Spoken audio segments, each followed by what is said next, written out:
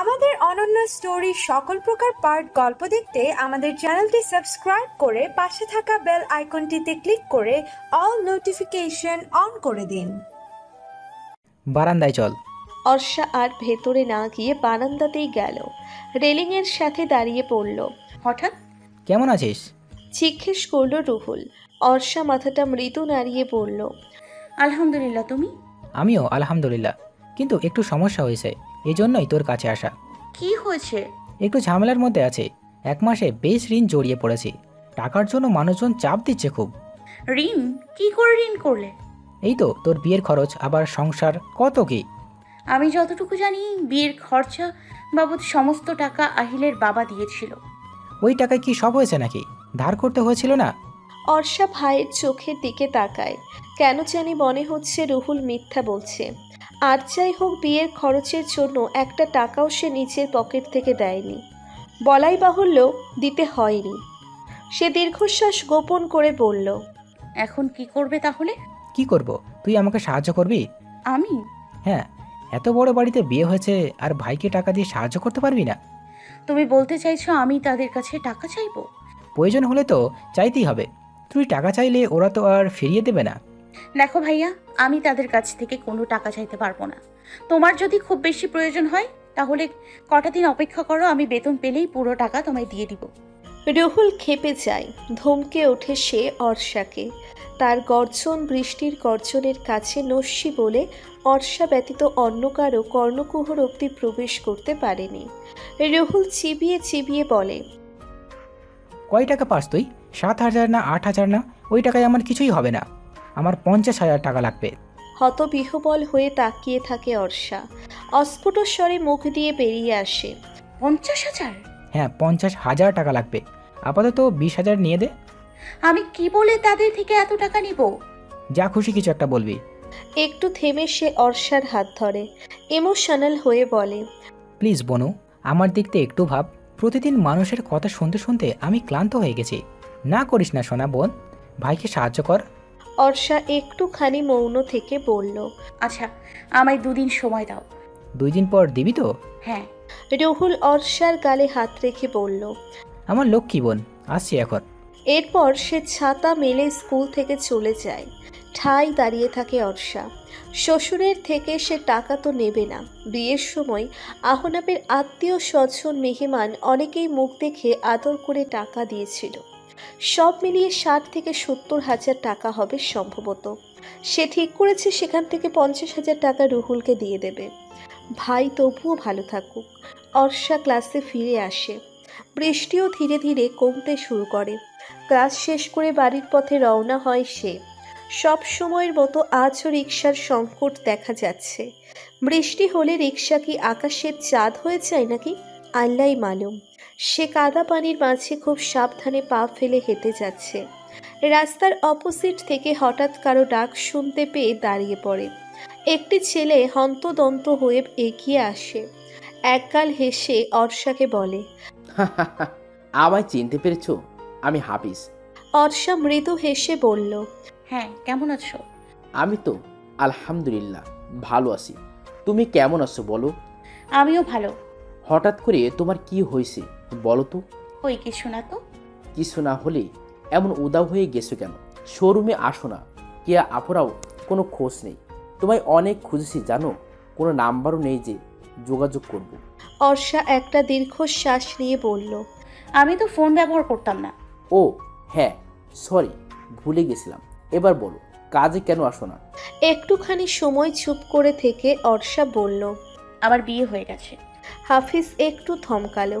মুখের হাসিটা যেন মুহূর্তেই মিলিয়ে গেল তার।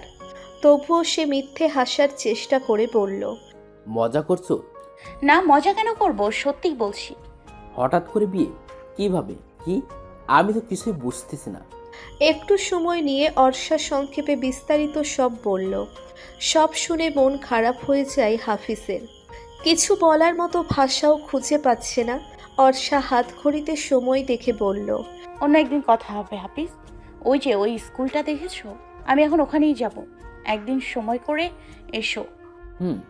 আজ তাহলে আসি, আল্লাহ হাফেজ। সাবধানে যেও। অর্ষা মৃদু হেসে হাঁটা ধরে। হাফিজ নিষ্পলক কিছুক্ষণ তাকিয়ে থেকে মাথা নত করে। বুক চিরে একটা দীর্ঘশ্বাস বের হয়। আকাশের দিকে তাকিয়ে তাকিয়ে সেও হাঁটা ধরে। মেয়েটা ভীষণ বোকা, একবারও বুঝতে পারল না হাফিজের মনে তার জন্য সুপ্ত এক অনুভূতি ছিল। সেই অনুভূতির লাগাম টানতে হবে এবার অতি সত্বর। জহির চৌধুরীর শরীর খুব একটা ভালো নয়। বেশ কয়েকদিন ধরেই তিনি বাড়িতে রেস্ট নিচ্ছেন। তার বদলে অফিসের দেখভাল করছে এখন আহিল। আহিল এখনও অদক্ষ, তাই তাকে সম্পূর্ণ সময় গাইড করছে অফিসের বিশ্বস্ত ম্যানেজার। আজকাল আহিলও বিজি অফিস নিয়ে। অর্ষা সরাসরি আগে জহির চৌধুরীর রুমে যায়। তিনি টিভিতে নিউজ দেখছিলেন। কেমন আছেন এখন? ভেতরে যেতে যেতে বলল অর্ষা। তিনি টিভি অফ করে বললেন, ভালো আছি মা, বসো। এ কি ভিজে গেছো তো অনেকটা? ও কিছু না, মাত্রই তো এলাম তাই। বৃষ্টির মধ্যে ভিজে আসার কি দরকার ছিল? ফোন করতে, আমার ডিয়ারবারকে পাঠিয়ে দিতাম। আপনি অস্থির হবেন না তো, আমি একদম ঠিক আছি। এখন ঠিক আছো? পরে নাও থাকতে পারো যদি জ্বর চলে আসে। ফোন গিফট করলাম, পছন্দ হয়নি? কি যে বলেন, পছন্দ কেন হবে না? তাহলে ফোনের ব্যবহার কেন করছো না? ফোন দাওনি কেন? আমি এত কিছু ভাবিনি তখন। এখন আপনি একটু রিল্যাক্স হন তো। আমার আর রিল্যাক্স? সব কিছু কেমন যেন হয়ে গেল। বড় ছেলেটা একটু খোঁজ খবরও নেয় না, আমি ফোন করলেও রিসিভ করে না। এ কথার পিঠে অর্ষার কিছু বলার নেই, বলেই সে চুপ হয়ে যায়। জহির চৌধুরী দীর্ঘশ্বাস নিয়ে বললেন, তুমি যাও, তাড়াতাড়ি জামা কাপড় পাল্টে নাও, পরে কিন্তু ঠান্ডা লেগে যাবে। যাচ্ছি। যাচ্ছি নয়, এখনই যাও। ফ্রেশ হয়ে খেয়ে দিয়ে আসো, তারপর গল্প করব বাপ বেটি মিলে। অর্ষা মুচকি হেসে বলল। আচ্ছা। সে ফ্রেশ হয়ে ডাইনিং রুমে খেতে আসে। আমিনা বেগম ওর জন্যই অপেক্ষা করছিলেন। অর্ষা চেয়ার টেনে বসতে বসতে বলল, আপনি এখনো খাননি? ক্ষুধাই লাগে না, কি করি বলতো? এভাবে তো আপনিও আরো অসুস্থ হয়ে পড়বেন। তিনি আর কিছু বললেন না। অর্ষা সন্তর্পণে জানতে চাইল, মন খারাপ? না, ঠিক আছে, তুমি খাও। অর্ষা আর কিছু না বলে চুপচাপ খাওয়া শুরু করে। তবুও মনের ভেতর একটা খুঁতখুঁতানি রয়েই যায়। খাওয়া শেষ করে তিনি চলে যাওয়ার পর অর্ষা রেণুকে জিজ্ঞেস করে সে কিছু জানে নাকি। উত্তরে রেণু হতাশ হয়ে বলে, বড় ভাইজানের চিন্তায় এমন অবস্থা হয়েছে। টেবিল গুছিয়ে সে আবার শ্বশুর শাশুড়ির রুমের দিকে যায়। আমিনা বেগম জহির চৌধুরীকে বলছিলেন, এভাবে কি হয় বলো তো? ছেলে বাউন্ডলে হয়ে বিদেশে পড়ে আছে, মেয়েটা এখানে ছন্নছাড়া জীবন কাটাচ্ছে। এটা কি সংসার? এভাবে কি ওরা কখনো কেউ কাউকে বুঝতে পারবে? আমরা কি করতে পারি জানতে চাইলেন জহির চৌধুরী। অর্ষাকে আফনাফের কাছে পাঠিয়ে দিই, ও রাজি হবে। তাছাড়া হিতে যদি বিপরীত হয়? বিপরীত কি হবে? অর্ষা একবার আহনাফের কাছে গেলে আহনাফ তো আর ওকে তাড়িয়ে দিবে না। অত্যন্ত আহনাফ এটা কখনোই পারবে না। এই কাজ আমার ছেলে করবে না। জহির চৌধুরী চিন্তিত হয়ে বললেন, এমনটাই সম্ভবত করা উচিত, নয়তো দুজনের জীবন নষ্ট হয়ে যাবে। আমি তো ভাবছি অর্ষা রাজি হবে কিনা এই নিয়ে। বুঝিয়েই বললে নিশ্চয়ই রাজি হবে। আচ্ছা, দেখছি, আমি কথা বলবো ওর সাথে। লুকিয়ে কারো কথা শুনতে হয় না। তবে এ কথাগুলো অর্ষা না শুনেও থাকতে পারেনি। তার কৌতূহলী মন তাকে এখানেই আটকে রেখেছিল। দরজার আড়াল থেকে এই সমস্ত কথা শুনে সে আর ভেতরে যায়নি, নিজের রুমে চলে গেছে। কিছুক্ষণ রুমে পায়চারি করে মেসেঞ্জারে গ্যাঞ্জাম পার্টির গ্রুপে ভিডিও কল করে অর্ষা। একে একে সবাই জয়েন হয়। আশিক প্রথমেই তার অবান্তর কবিতা দ্বারা কথোপকথন শুরু করে। বিছানায় হাত পা ছড়িয়ে শুয়ে বলে, অর্ষা, তোর দু চোখে কেন দুশ্চিন্তার বর্ষা? রেশমিও বলল, কি হয়েছে রর্ষা, মন খারাপ নাকি তোর? দিদার বলে, মুখটা অমন করে রাখছিস কেন? দুলাভাইকে ডিভোর্স দিছে? লামিয়া ধমক দিয়ে বলে, হারামজাদা, লাথি খাবি। ফালতু কথা বলুস কেন? ওই খারা, আহিল কই? ব্যাটায় দেখে 10 ঘন্টা আগে অ্যাক্টিভ ছিল, অফিসেই থাকে নাকি দিনরাত? বলল আশিক। জয় সবাইকে থামিয়ে বলল, তোরা থাম তো, অর্ষাকে বলতে দে কি হইছে। এতক্ষণে কথা বলার সুযোগ পেয়ে অর্ষা বলল, সিদ্ধান্তহীনতায় ভুগতেছি। বিস্তারিত বল, কি হয়েছে? শ্বশুর শাশুড়ির বলা কথাগুলোই সে বন্ধুদের বলে। সব শুনে ওরাও সায় দেয়। ওরাও অর্ষাকে বুঝিয়ে বলে সম্পর্কটাকে অন্তত একটা সুযোগ দেয় সে। বন্ধুরা এতভাবে বোঝালেও অর্ষার মন দোনোমনো করছিল দুদিন পরের কথা। অর্ষা স্কুলে থাকতেই রুহুল ফোন করে। ভাই সচরাচর তাকে ফোন করে না। সে তো টাকা যা চেয়েছিল দিয়েছে, তাহলে এখন আবার হঠাৎ ফোন কেন? সে ফোন রিসিভ করার পর রুহুল অন্য কোনো প্রসঙ্গে না গিয়ে সরাসরি জিজ্ঞেস করলো, তোর স্কুল ছুটি কয়টায়?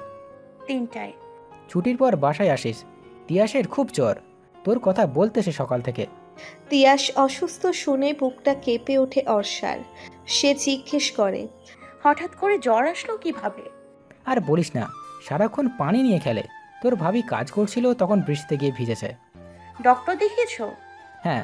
আচ্ছা, আমি ছুটির পর বাসায় যাব। ক্লাসে আছি এখন, রাখছি। আচ্ছা ঠিক আছে। ফোন রাখলেও মনে শান্তি পাচ্ছিল না অর্ষা। ছোটবেলা থেকে তিয়াসকে সে রেখেছে।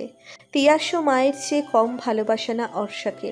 পুত্রতুল্য তিয়াস অসুস্থ শুনে মাতৃমন কষ্টে চেয়ে যায় অর্ষার। কোনো রকম সে ক্লাসটা শেষ করে প্রিন্সিপালের থেকে ছুটি নিয়ে নেয়। এভাবে অস্থিরতার সাথে ক্লাস নেওয়া মুশকিল। বাড়ি যাওয়ার আগে সে কিছু ফলমূল আর তিয়াসের পছন্দের চকোলেট নিয়ে নেয়। বাড়ি গিয়ে দেখে তিয়াস খুব কান্না করছে। কুসুম ওকে কোলে নিয়ে হাঁটতে হাঁটতে কান্না থামানোর চেষ্টা করছে। অর্ষাকে দেখে কুসুম তিয়াসের উদ্দেশ্যে বলল, ওই দেখো কে এসেছে। তিয়াস এক পলকের জন্য কান্না থামিয়ে বাড়ির মূল ফটকের দিকে তাকায়। অর্ষাকে পেয়ে তার কান্না পুরোপুরি থেমে যায়। অর্ষাও ততক্ষণে কাছে এসে পড়েছে। সে হাত বাড়িয়ে তিয়াসকে কোলে নিয়ে বুকে জড়িয়ে ধরে। আহ্লাদি হয়ে বলে, কি হয়েছে আমার বাবাটার? আমার সোনা বাবা কান্না করে কেন? তিয়াস কিছু বলে না, শুধু ঠোঁট ফোলায়। এক্ষুনি আবার কেঁদে দেবে ভাব। অর্ষা ওর মাথায় হাত বুলিয়ে দিয়ে বলে, ওলে আব্বুটা কান্না করে না, দেখো ফুপি তোমার জন্য কি এনেছি। সে চকোলেটগুলো দেখায় তিয়াসকে। এবার সে হাসে, চকোলেট নিয়ে খাওয়া শুরু করে। কুসুমের দিকে বাকি ফলমূলগুলো এগিয়ে দিয়ে বলে, এগুলো ভেতরে নাও ভাবি। কুসুম প্যাকেটগুলো নিয়ে ভেতরে গেল। অর্ষা তিয়াসকে নিয়ে বারান্দাতেই রইল। কিছুক্ষণ বাদে কুসুম ফলমূল কেটে আনে। মোড়া এগিয়ে দিয়ে বলে, বসে খেয়ে নে আগে। আমার এখন খিদে নেই ভাবি। ফল খেলে পেট ভরবে না। তোর ভাই যে বলল 3টায় আসবে, তাই আর কিছু রান্নাও করিনি আমি। ঘরে সকালে রান্না করা ইলিশ মাছের তরকারি আছে শুধু। স্কুল 3টা বাজেই ছুটি হয়। তিয়াস অসুস্থ শুনে আমি আগেই ছুটি নিয়ে এসে পড়েছি। আচ্ছা বস এখন, ফল খেতে থাক, আমি তরকারি গরম করি। আমি এখন কিছুই খাবো না ভাবি। কুসুম অবশ্য ওর কথা শুনল না। তরকারি গরম করে চুলায় ভাত বসালো। ভাত বসিয়ে অল্প বিস্তর তিয়াসকে নিয়ে গল্প বলল। ভাত রান্না শেষে ডিম ভাজি করে বলল, তিয়াসকে আমার কাছে দে, তুই হাত মুখ ধুয়ে আয়। কুসুমের হঠাৎ এমন পরিবর্তনে অর্ষা অবাক না হয়ে পারল না। অবাক যেন হয়েছে, তেমন খুশিও হয়েছে। সে এত বেশি ইমোশনাল যে চোখে পানিও চলে এসেছে। তিয়াসকে নেওয়ার জন্য কুসুম হাত বাড়ালেও তিয়াস গেল না। অর্ষা ওকে কোলে নিয়েই মুখ ধুয়ে খেতে বসলো। নিজের সাথে সাথে তিয়াসকেও খাইয়ে দিচ্ছে। কুসুম পাশেই বসেছিল, বলল, আহনাফের কি খবর, কবে আসবে বলছে কিছু? না, আমার সাথে কথা হয়নি। কি বলিস? যাওয়ার পর একবারও কথা হয়নি? এমন হলে সংসার চলবে কিভাবে? অর্ষা নিশ্চুপ। কুসুম বলল, যা হোক, তোর ভাইকে এতগুলো টাকা দিলি কোত্থেকে? তোর শ্বশুর দিছে? না, ওগুলো বিয়েতে ওই বাড়ির আত্মীয় স্বজন মেহমানরা আমায় দিয়েছিল। ও। একটু থেমে কুসুম ফের বলল, তোর গলার চেইনটা তো সুন্দর, কে দিয়েছে? ফুপি। ও, ভালোই তো জিনিস, টাকা পয়সা পেয়েছিস। অর্ষা কৃত্রিম হাসে। সন্ধ্যা অবধি এই বাড়িতে থেকে তিয়াসকে ঘুম পাড়িয়ে অর্ষাও বিদায় নেয়। শ্বশুর বাড়িতে ফোন করে জানিয়ে দিয়েছিল বলে দেরি করে আসায় তারা কোনো দুশ্চিন্তা করেনি। নাস্তার টেবিলে বসে অনেক ভেবে চিনতে আমেনা বেগম এবং জহির চৌধুরী অর্ষার সুইজারল্যান্ডে যাওয়ার প্রসঙ্গ তোলেন। জহির চৌধুরী চায়ের কাপে চুমুক দিয়ে বলেন, দেখো মা, আমরা কিন্তু জোর করছি না, শুধু রিকোয়েস্ট করছি। রিকোয়েস্ট যে রাখতে হবে এমনও কোনো কথা নেই। তোমার ইচ্ছে না হলে যাওয়ার দরকার নেই। চামচ দিয়ে চায়ের কাপে চা নাড়ছিল অর্ষা, আর চুপচাপ কথা শুনছিল। এই মানুষগুলোর প্রতি সে ভীষণ কৃতজ্ঞ। এছাড়া ওই মানুষটার প্রতি তার কোনো টান কিংবা অনুভূতি না থাকুক, কাগজে কলমে তো সে তার স্বামী হয়। তার জন্য না হয় সে সুইজারল্যান্ড গেলই। সে চামচ পিরিচের ওপর রেখে মৃদু হেসে বলল, আমি যাব। আমিনা বেগম কিংবা জহির চৌধুরী কেউই ভাবতে পারেনি অর্ষা যে রাজি হবে। হঠাৎ অর্ষার সম্মতি তাদের নিকট অপ্রত্যাশিত ছিল। জহির চৌধুরী সন্তুষ্ট চিত্তে অর্ষার মাথায় হাত বুলিয়ে দিলেন, বললেন, এই সপ্তাহের মধ্যেই আমি তোমার যাওয়ার ব্যবস্থা করছি। আমার একলা আকাশ থমকে গেছে রাতের স্রোতে ভেসে, শুধু তোমায় ভালোবেসে। আমার দিনগুলো সব রং চিনেছে তোমার কাছে এসে, শুধু তোমায় ভালোবেসে। গাড়িতে শ্রেয়া ঘোষালের এই গানটি চলছিল। অবশেষে সেই কাঙ্ক্ষিত দিনটি আসে অর্ষার সুইজারল্যান্ডে যাওয়ার। সে অনেক বেশি নার্ভাস ফিল করছে, বুকের ভেতর কেমন ঢিপ ঢিপ শব্দ হচ্ছে। যাওয়ার ডেট এত দ্রুত ফিক্সড করা হয়েছিল যে বন্ধুদের সাথে দেখা করার সুযোগও হয়নি। এখন তো এক একজন এক এক জায়গায় আছে, ওদের ফিরতেও সময় লাগবে, তাই দেখা হলো না। এয়ারপোর্ট পৌঁছে ইমিগ্রেশন অবধি অর্ষাকে এগিয়ে দিলেন জহির চৌধুরী। সব কিছু বারবার করে বলে বুঝিয়ে দিয়েছেন। এই প্রথম অর্ষা বাংলাদেশের বাইরে কোথাও যাচ্ছে। একদিকে যেমন ভেতরে ভেতরে উত্তেজনা কাজ করছে, অপরদিকে বেশ ভয়ও লাগছে। প্লেনে ওঠার পর ভয়ের সাথে নার্ভাসনেসও কাজ করছে। তার মতো আরও অনেক বাঙালি আছে এখানে, তবে এখানে যে যার মতো। অর্ষার চোখ আটকায় এক কাপেলের দিকে। তারা অর্ষার অপোজিটে বসেছিল। দুজনে বেশ খুনসুটি করছে। এই দৃশ্য দেখে অর্ষার ঠোঁটের কোণে এক চিলতে হাসি ফুটে ওঠে। সে একটা ম্যাগাজিন নিয়ে পড়তে শুরু করে। বেশ কিছুক্ষণ পরে পাশের সেই কাপেল মেয়েটির হাত থেকে ফোনটা পড়ে যায় অর্ষার পায়ের কাছে। অর্ষা ফোনটি তুলে নেয়। মেয়েটি হেসে বলে, থ্যাংক ইউ। অর্ষাও মৃদু হেসে বলল, ওয়েলকাম। জানতে চাইল মেয়েটি। অর্ষা হ্যাঁ বোধক মাথা নাড়ল। মেয়েটি বলল, ও কোথায় যাচ্ছ? সুইজারল্যান্ড। আমরাও সুইজারল্যান্ডে যাচ্ছি। আমি অ্যাকচুয়ালি জানতে চাচ্ছি সুইজারল্যান্ডের কোথায় যাচ্ছ? আমার হাজবেন্ড থাকে ওখানে। I see. আমরা যাচ্ছি হানিমুনে।